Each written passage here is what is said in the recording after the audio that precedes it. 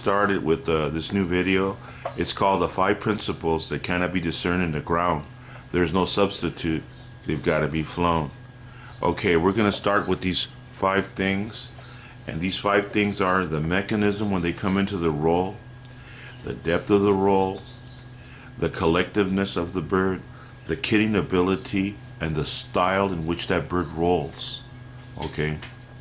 And John Vandenbroek is going to explain to us, to the best of his ability and his experience that he has pertaining to his family, because I believe that you have to learn inside the box before you go outside the box. And John's going to give us the best shot that he has on this. Okay, John, let's get started with the 5 principles. To start off with the mechanism by looking at that bird in the ground. You know, a lot of people stock birds without flying them.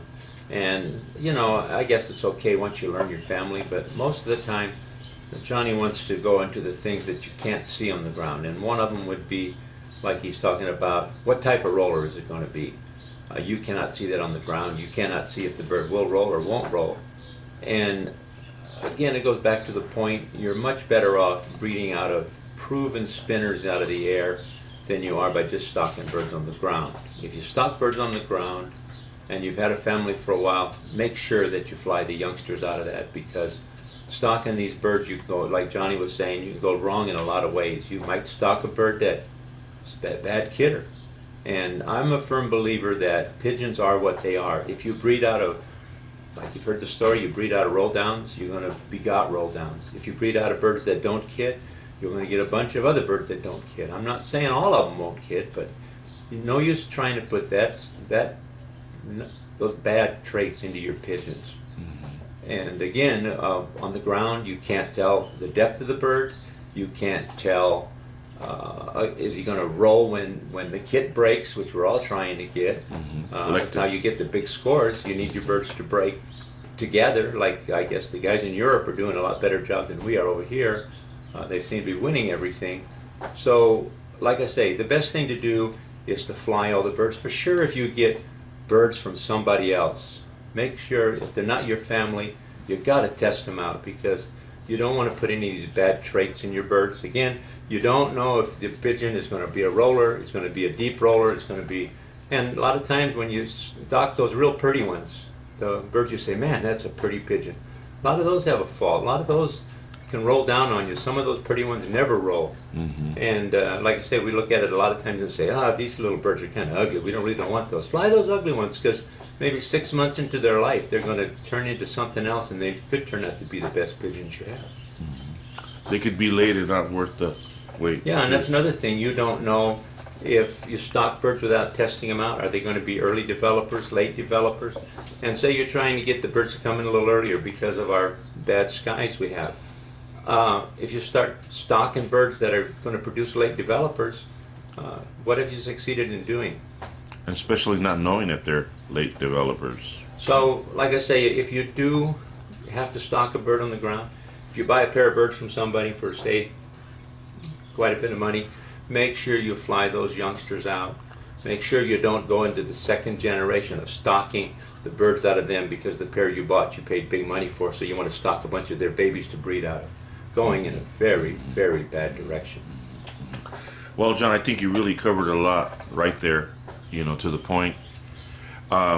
We talked about the mechanism when they come into the roll, the depth, the kidding ability, okay, and the most important probably of all of them is the style in which they roll. Right, the style is also very important, and I think we're all kind of going away from the style. We just want to get collective pigeons that kind of break together, and hopefully we get scored. Like I've preached all along, and one of the things I've tried to tell people judging pigeons, make sure that the birds are deep enough that they separate. So when your kit's moving forward, at least the birds that roll look like they're a ways away from the kit. One thing also, all those things have to be viewed in the bird. One thing with our bad skies that's also very important. Say you start getting your kit together, and your kit's been chased a few times by the BOPs, and you get these outbirds that zoom in and out of the kit. And I'm sure when you've seen that and you watch it closely, those birds think that that's some kind of a predator. The kit will never set up and break as long as these other birds are darting in and out of the kit. So again, I think to start with, kitting ability of your pigeons is the most important thing. And I know that the guys in Europe, and I don't know if we're doing it so much here, I think we're breeding more for roll here. They're starting off with kitting, that the birds got to kit like a glove. And they want to be on top of each other and fly in a really tight group. Heine Biker told me one day when he was judging here, he says, why the Americans will never win a World Cup again. He says, because your kits fly too wide and you have 2 birds rolling off the left side, 2 birds rolling off the right side, and 4 out of the back. You're getting an 8. He says, our birds are on top of each other. When they break, they all set each other off. And I'm sure you've seen that with your own birds. When the kit is flying real nice and all of a sudden something sets them off and boom, you get a big break. And that's what we're looking for if you want to fly good competition pigeons. And all those things by looking at them in the ground. Yeah, tipping on the ground. You remember kitting, number 1, the type of roll, number 2, and you've got to have some depth in your birds. And also remember, if you get some deep ones, maybe some of those are ones to keep and breed out of, because a wise old man that's a lot wiser than me about these pigeons always told me, if you lose the depth in your birds, you'll never get it back unless you go somewhere else and outcross your pigeons. Okay, that's pretty good. Okay, John, let's get a little deeper into the last principle here about the style in which they roll. You know, there's a lot of guys out there that have a lot of experience with the rollers. Okay, there's a lot of professionals out there. I mean, you know, this is not just a hobby anymore. It's a serious competition. It's a serious sport, as you're saying all these things right now. But I've seen a lot of folks, you know, where they get to the point that it's not just inside the box where they can discern their own pigeons, but they want to go outside the box, and they think they can just select these birds without seeing them in the air, John. Just matings, you know, and not just one not just one generation, but just consistently using that type of method. John, you know that's a no-no. You know the rule of thumb should be that, you know, you got to fly them out. Now, John, give us your understanding of this, John, a little bit more. Yeah, it's like, because you know people that do that. It's like you get on some of the pigeon sites, and they put photographs out there, 3/4, I'm just going to use phony numbers, like 3/4 514, 3/4 1521, 3/4 the flyaway cock, all this kind of stuff, just because some bird is 3/4 something. And what do you do with that? I mean, again, these are unproven birds that you bought sight unseen. You haven't seen them out of the air. Somebody told you, oh boy, I'm getting some good ones out of this pigeon. And make sure when you do that you get some 3/4 pigeon. And remember, that's a lot of jammed up stuff already. And a lot of times if birds get jammed up too much, you're forced to take an outcross. So make sure when you get those kind of pigeons that you fly out those youngsters. And then we're talking about style of roll. And I think a lot of us really have never seen super fast pigeons. And what I see out there now, that any kind of roll has become adequate. And really we need to go a little further than that with the pigeons. The competition stuff, sometimes it's great. I love it. It's a lot of fun. You go see a lot of people's pigeons. And pay attention to just all this frequency and all this action is really not where it is.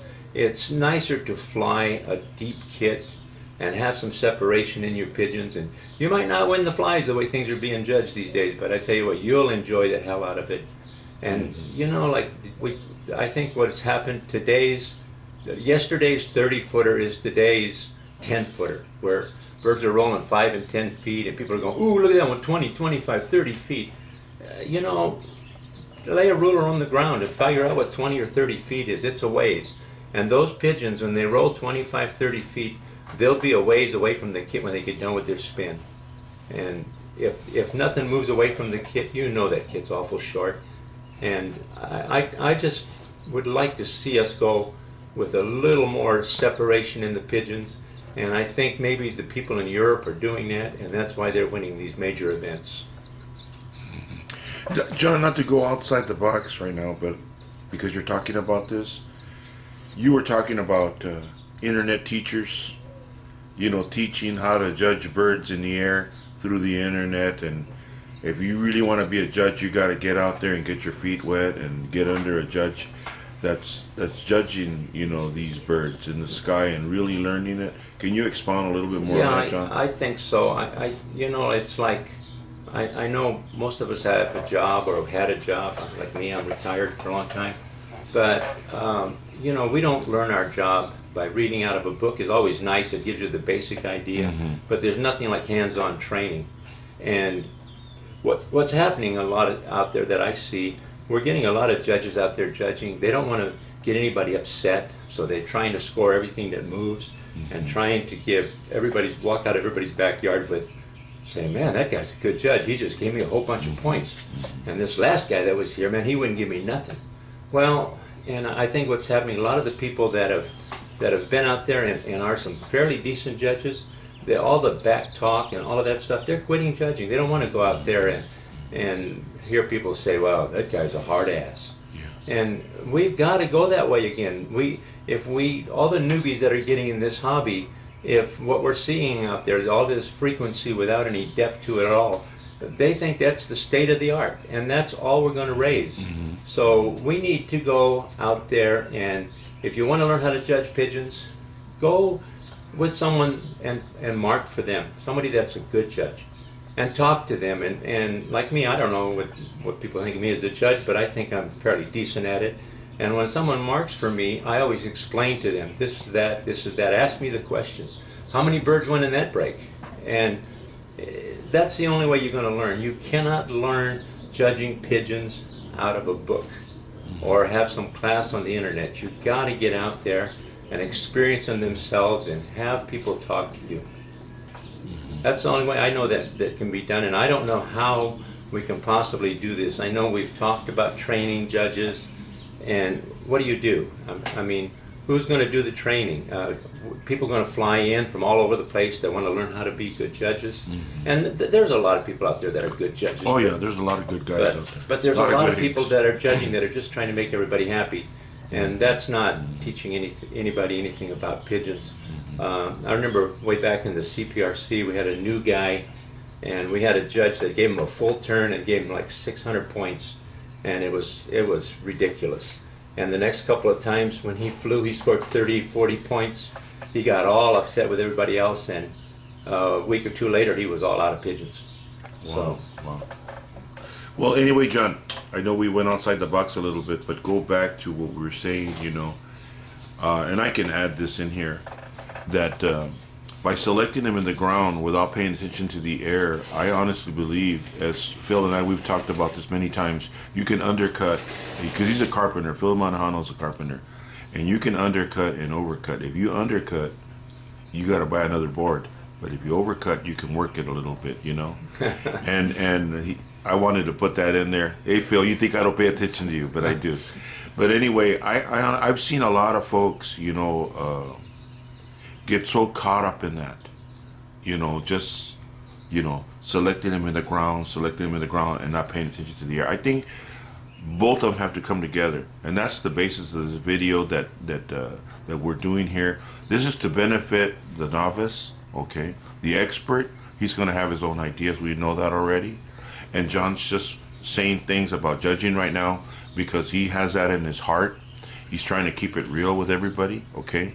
I know John personally, and he's very concerned about this, because it pertains to that little Birmingham roller that we all love and stuff like that. And I know that these videos, they're not just locally that we're making.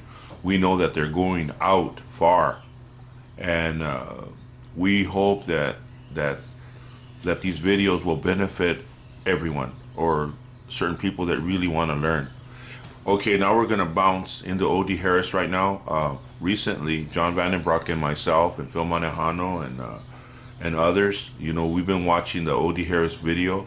Matter of fact, John has taken the time to study the interview from Bill McRae, and I think it was John Huntington that made the video.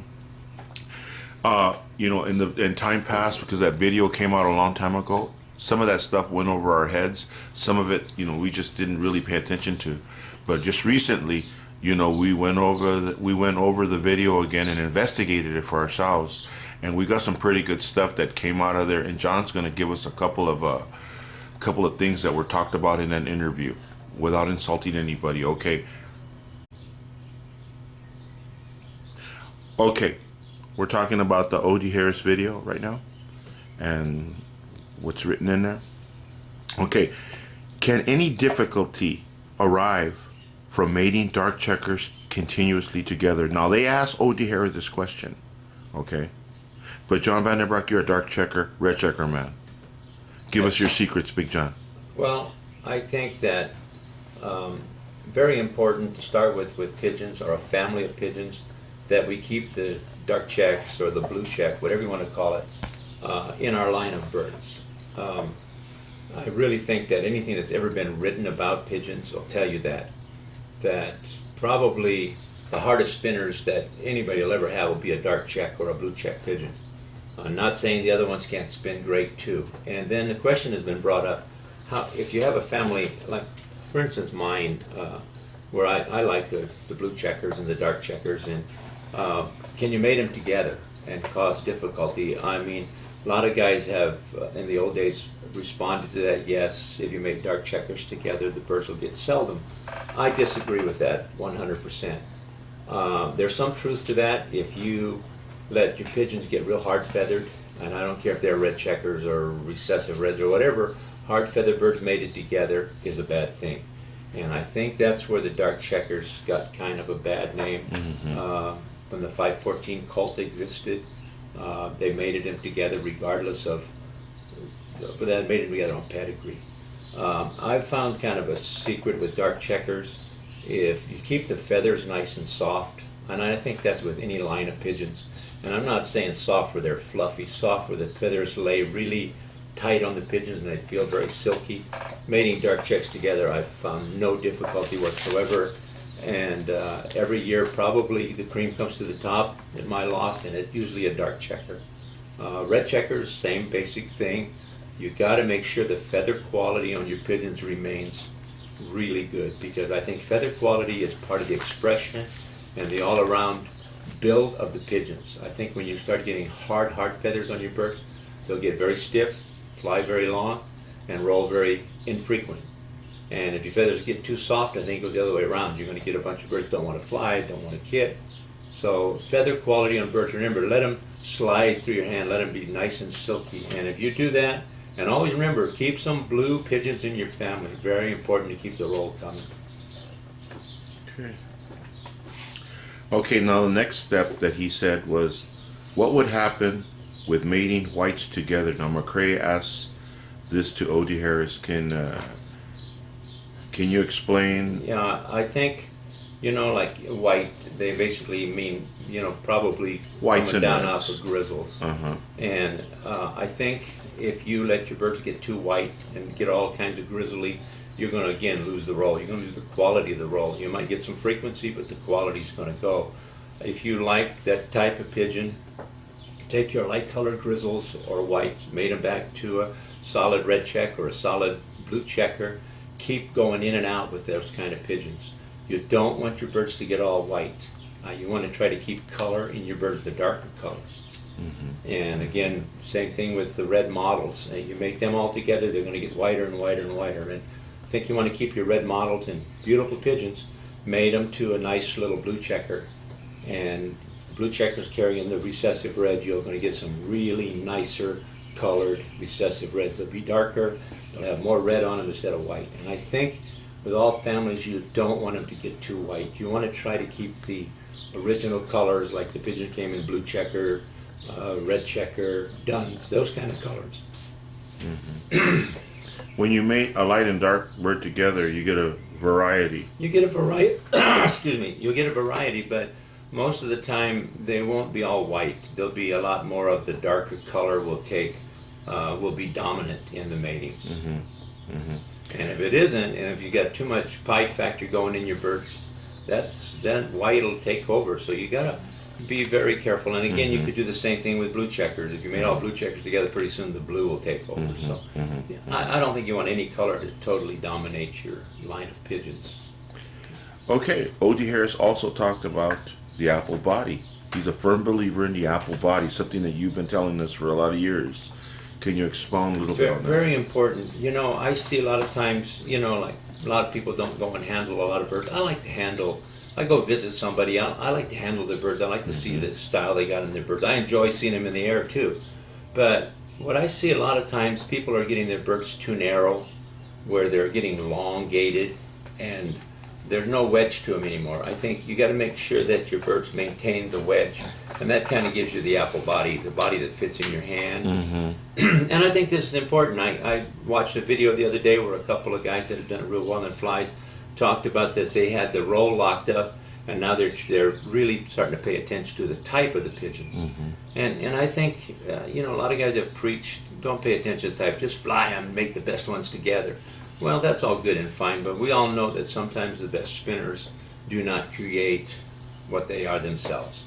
So I think it's very important to learn the type of the pigeon, and I think if you handle your good spinners and you don't know a lot about type, those good spinners will teach you type.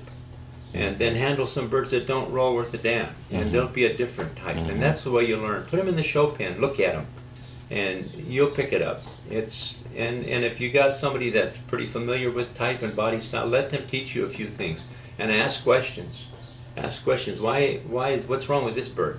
Why is this one a good one, this one not? A lot of times we go and go with someone that handles some birds and knows something about type, and we're afraid to ask a question. Remember, there's no such thing as a dumb question, only stupid answers. You know, O.D. Harris in the video also talked about the old bloodlines. You know, talked about the old men, you know, that Bill Pensum got birds from. And we've talked about this, you know, for hours on end. And he said something that really got to me, and I want you to expound on this too, and if you hold this to be true. That the old families were kept as pure as practical, with performance as the judge. See, hear that? The performance as the judge. And that's what we got to stick with. We have to get performance out of our pigeons. You know, it's a difficult sport, and we all know that. And a lot of times, you know, again, we go back to the beginning, you stalk the wrong bird, can really mess you up. And I'm not saying that you can't get a bad bird that spins, but if birds spin properly, and they have the right body type to go with that spin, it's very difficult to totally mess up. You know, that bird might not produce you spinners, but at least you're on the right type. So like I say, if this hobby was easy, we'd all fly 500-point kits or better. And it's not. It's very, very difficult. Yeah. You know, O.D. Harris went on to say, John, too, that fanciers are too ready to cross with all sorts of strange blood. And then he went on to say that you need to know what the background is to the pigeons that you're going to use, and even the birds that you have in your yard. You got to know your pigeons. Now you know the 5 principles. You know that's like Phil said. You know, that's the carpenter's tools. I mean, can we get to the point that we can stock one right off the gate? You know, I think you can. But the rule of thumb is always going to be one that has the combination of both. Do you agree with all that, John? Yeah, I think, you know, before you start stocking anything out, okay, let's look at two different things. You buy a kit from somebody, and I think if you're a beginner, that's the way to go in this hobby. And then out of that kit, if you get it from an established fancier, one that you've seen his birds in the air and you're real happy with what you've seen, maybe the first year you take all of those birds and you breed out of them. And then you fly the heck out of the youngsters. And then you pay attention, this pair produced nothing. Okay, that pair got to go. And the pairs that produce you something, you keep those. And you keep the very best ones out. And you start building a family. And I know sometimes it's easy to go get some birds from someone else and cross them, and then we get what we call hybrid vigor. And the first year, boy, I'll get some nice birds out of those crosses. The next year you got to make your own. And then you got choices. You either go towards the original family you have, or you go towards the new birds you brought in. And most of the time we go in the wrong direction, and it's very difficult, the second generation of crossing two families. And to build a family of pigeons takes time, takes work, and takes some years. You can't do it instantly, and I think a lot of the new fanciers are looking for instant success. And that might, and if you do get that, it's very short-lived. You know, as we're talking about O.D. Harris, you know, he also mentioned that commercializing, you know, it could be good and bad. Can you expound a little bit more on that, John? Commercializing, if we get to a point where we're purchasing pigeons and for resale, and we get a nice pigeon from someone that we've bought, and then we want to try to recoup our money, and we start selling all the youngsters. Pretty soon, again, we're putting a bunch of birds in the marketplace, moving from one fancier to another that haven't been proven out, and somewhere there's going to be a bump in that road. So, like I say, if you buy some nice pigeons, a lot of times you can really buy some nice pigeons, work them, and build a family out of those pigeons, and build your own family.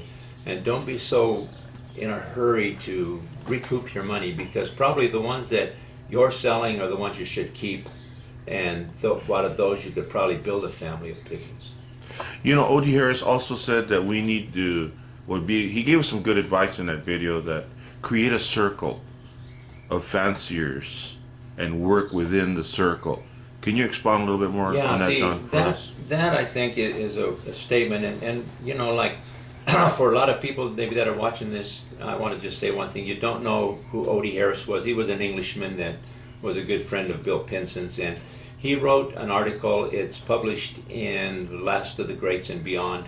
There's a video out. The guy really did a good interview, really made some wonderful statements, and that's who O.D. Harris was.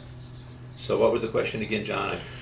Well, I said that, you know, that O.D. Harris gives some pretty good advice that to create a circle. Within a circle. Yeah. And I think that's what we're starting to lack too, when we go out and we get a lot of really expensive pigeons. We want to hoard them, keep them all to ourselves.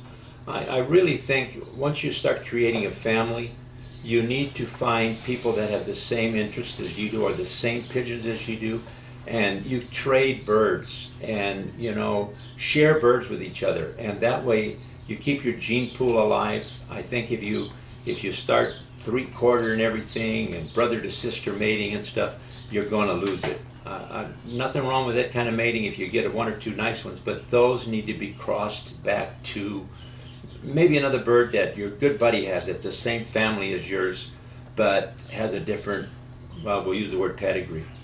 And I think you could keep your family going, and I think if you keep inbreeding, your gene pool is like this, and then as you inbreed and inbreed, your tunnel becomes narrower and narrower, and pretty soon you need to cross.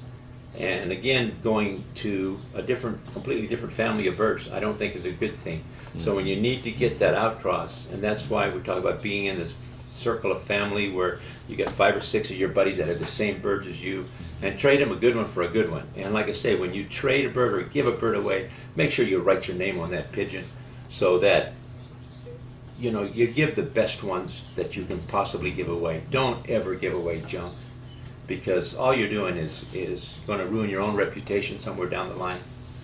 So, right. But that's a circle that we all need to get in. A circle of trust. Circle of trust is the main thing too. Always, like I say, And give the lines- away good ones, don't. The bad ones, take them to the pet store or to the trash can, whatever you want to do. Now we're coming to an end that a bad one eats as much as what? A good one. Yeah, Quality before quantity. yeah. But the circle, you know, the circle of trust or whatever, you know, I think that the lines stay fresh, they stay rejuvenated. You know what I mean?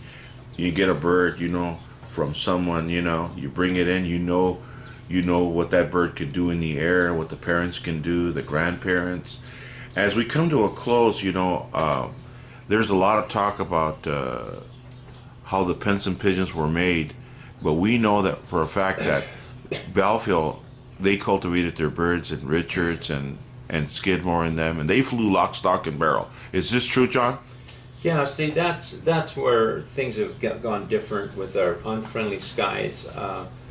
I can remember when I was a kid growing up in Artesia, I'd come home from school and open the gate, and every bird that wasn't sitting on eggs or raising a baby went and flew. And in the old bygone days, there was no such thing as a kit. Everybody flew lock, stock, and barrel, like John says. They flew everything, and they bred out of them, and then they put them back in the air, because there was no major problem of losing one. If you lost one, it might have rolled down or flown away. But it's not like it is today. If you put a good one out, maybe you'll never see it again.